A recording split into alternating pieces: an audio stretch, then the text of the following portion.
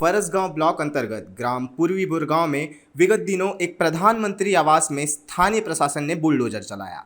Farasgaon SDM का कहना है कि कृषि विज्ञान केंद्र को 25 एकड़ भूमि आवंटित किया गया था। उसी जमीन पर ही अतिक्रमण कर रहे थे, जिसका प्रकरण तहसील कार्यालय में चल रहा है। कृषि विज्ञान केंद्र की शिकायत पर अतिक्रमण तोड़ा गया है। वहीं पीड़ित पक्ष का कहना है कि यदि तोड़ना ही था तो प्रधानमंत्री आवास बनाते समय जानकारी क्यों नहीं दिया गया।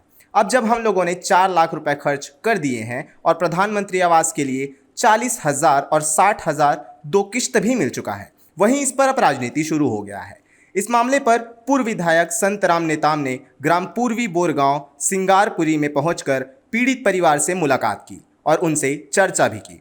पूर्व विधायक संतराम नेताम ने कहा कि प्रधानमंत्री आवास मिले एक हितग्राही के घर को तोड़ना गलत है। यदि प्रशासन को पहले से ही मालूम था कि अतिक्रमण कर घर बन रहा है तो पहले नोटिस देना था, या फिर जब प्रधानमंत्री आवास स्वीकृत हुआ और लेआउट दे रहे थे तब मना करना था। स्थानीय प्रशासन के द्वारा निर्माणाधीन मकान तोड़ना पूरी तरह गलत है।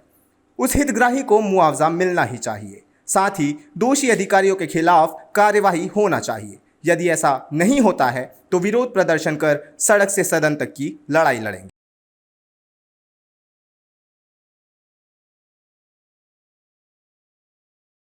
वास्तव में जो घटना घटी है, प्रधानमंत्री आवास को प्रशासन के द्वारा तोड़ा गया है। आज मैं पीड़ित पक्ष के लोगों से जाकर मिला और मौके का मुआयना भी किया, तो स्पष्ट पता चलता है कि वहाँ के जो सरपंच है, वहाँ के लोग हैं, उन्होंने बताया कि बिना सूचना के, बिना नोटिस को प्रशासन के द्वारा तोड़ा गया है और ये काफ़ी दुर्भाग्यजनक है। इस प्रकार से प्रशासन को नहीं करना चाहिए, नहीं तोड़ना चाहिए। इस प्रकार से भारतीय जनता पार्टी एक तरफ कहती है कि आवास बनाएंगे, लोगों को मकान देंगे, और उसके बाद जियो टेकिंग के माध्यम से 2 बार उनको पैसा भी मिल चुका है और इस प्रकार से मकान को तोड़ना ये गलत है। भारतीय जनता पार्टी के कथनी और करने में काफ़ी अंतर है। हम मांग करते हैं कि पीड़ित पक्ष को उनका जो नुकसान हुआ 4 लाख रुपए, उसका खुद का भी लगा था, वो मिलना चाहिए।